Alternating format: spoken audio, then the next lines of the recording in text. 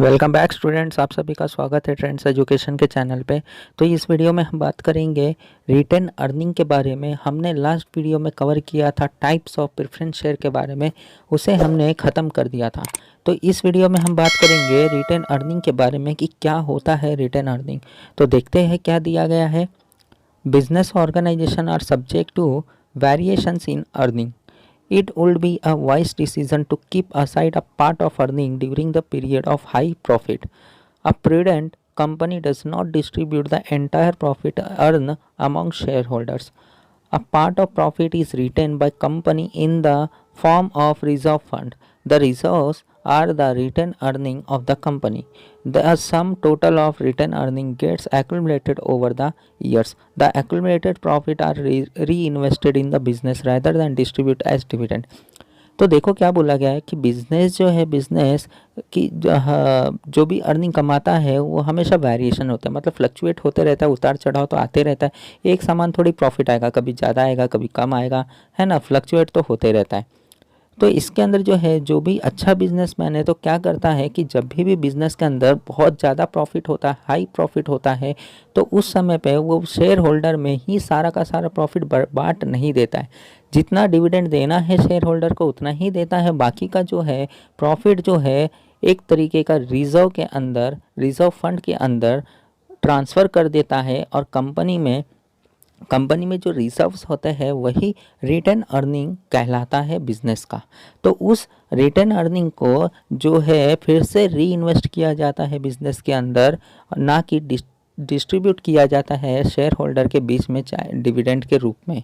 ठीक है, तो ये सब बताया गया है। और जो रिटर्न अर्निंग है, जो भी रिजर्व हुआ है जमा, वो जो है समय टू समय एक्यूमुलेटेड वैल्यू की तरह उसका डेवलपमेंट होते रहता है। यानी कि धीरे धीरे जो रिटर्न अर्निंग है उसके अंदर एक्यूमुलेटेड वैल्यू ऐड होते रहता है, इंटरेस्ट ऐड होते रहता है कंपनी के अंदर भी।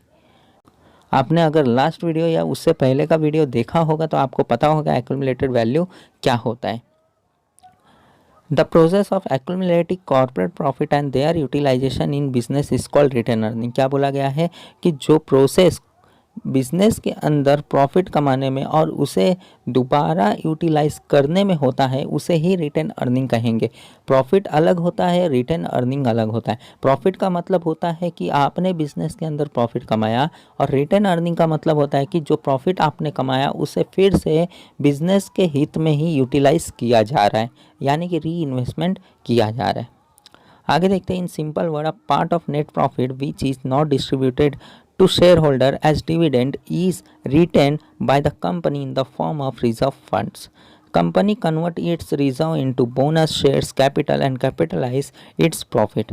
The capitalization of profit by issue of bonus shares is known as plugging back of profit or self financing. Bonus shares are issued free of cost to the existing equity shareholders out of the return earning. तो क्या बोला गया, अगर simple भाषा में हम बात करें तो जो प्रॉफिट है, जो भी बिजनेस का नेट प्रॉफिट होगा, पूरा का पूरा जो है शेयर होल्डर के बीच में ऐसा डिविडेंड के रूप में उस प्रॉफिट को डिस्ट्रीब्यूट नहीं कर दिया जाता है। तो जो प्रॉफिट है, एक्स्ट्रा प्रॉफिट हुआ है, तो वो रिजर्व फंड के रूप में बिजनेस के अंदर रिजर्व रख दिया जाता है, और उसी रिजर्व में से बोनस शेयर कैपिटल निकलता है, और बिजनेस का जो भी कैपिटलाइज प्रॉफिट है वो निकलता है। तो कैपिटलाइज प्रॉफिट जो है वो काम करता है बोनस शेयर को इशू करने में, जिसको बोलेंगे प्लगिंग बैक ऑफ प्रॉफिट, और या तो सेल्फ फाइनेंसिंग। याद रखना, बोनस शेयर और कैपिटलाइज दोनों अलग अलग है। कैपिटलाइज को अगर बोनस शेयर के रूप में इशू किया जा रहा है तो उसे कहेंगे प्लगिंग बैक ऑफ प्रॉफिट या फिर सेल्फ फाइनेंसिंग। सिर्फ बोनस अगर इशू किया जा रहा है तो उसे प्लगिंग बैक ऑफ प्रॉफिट नहीं कहेंगे।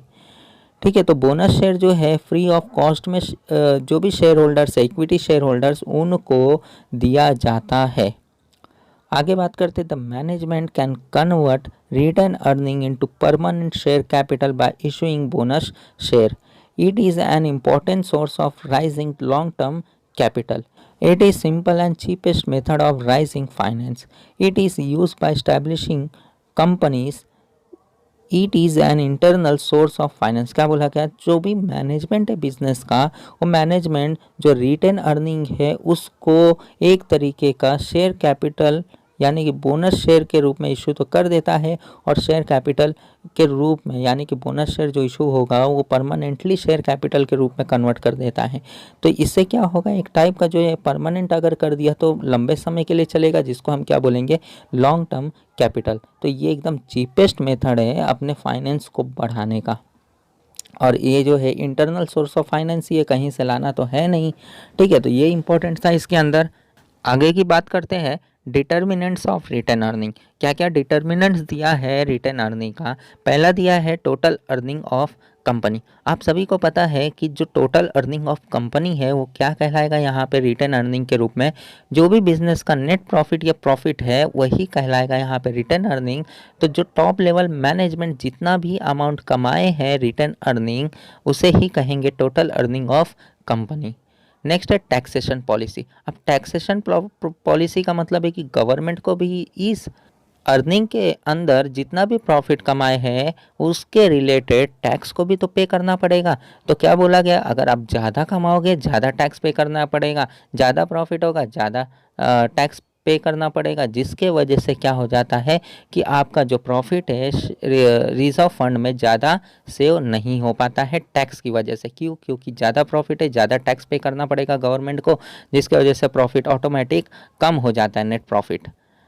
अगला है डिविडेंड पॉलिसी। अब डिविडेंड पॉलिसी भी ऐसा बनाया गया है कि अगर आप ज़्यादा प्रॉफिट कमाते हो तो कहीं ना कहीं शेयर होल्डर को ज़्यादा पैसा देना पड़ता है। तो ज़्यादा पैसा देने का वजह से यहाँ पे डिविडेंड डिस्ट्रीब्यूट ज़्यादा हो जाता है, जिसके वजह से प्रॉफिट ऑटोमेटिक कम हो जाते हैं, जिसके वजह से ज़्यादा रिजर्व सरप्लस बन नहीं पाता है कंपनी का।